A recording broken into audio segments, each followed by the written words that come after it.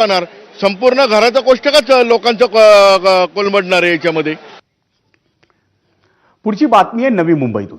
America आणि Iran युद्धाचा फटका बसून निर्माण झालेल्या इंधन टंचाईमुळे पेट्रोल आणि डिझेलच्या किमती वाढू लागल्यात. गेल्या 10 दिवसात पेट्रोल आणि डिझेलचे दर चौथ्यांदा वाढले. गेल्या 10 दिवसात डिझेलचा दर प्रति लिटर 7.5 रुपयांनी वाढल्यानं त्याचा मोठा फटका हा वाहतूकदारांना बसलाय. डिझेलच्या किमती भरमसाठ वाढल्यानं आता भाडेवाढ करण्याचा निर्णय घेण्यात येणार आहे. सरकारनं इंधनाच्या किमती थोड्या थोड्या वाढवण्यापेक्षा त्या एकदाच वाढवाव्यात अशी मागणी करण्यात येते. डिझेलची किंमत एकदाच वाढली तर किती भाडेवाढ करायची याचा अंदाज आम्हाला येईल अशी आशा नवी मुंबई ट्रान्सपोर्ट असोसिएशनकडून व्यक्त करण्यात आली.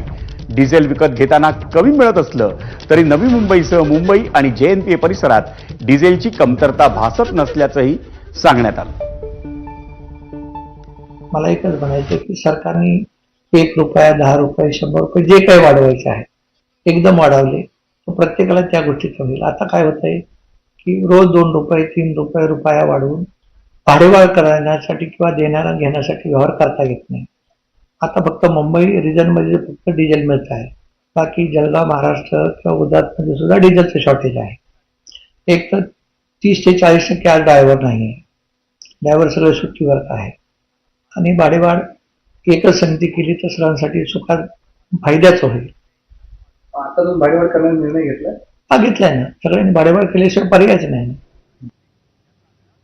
मंडळी, कांद्यानं शेतकऱ्यांच्या डोळ्यात पाणी आणलंय.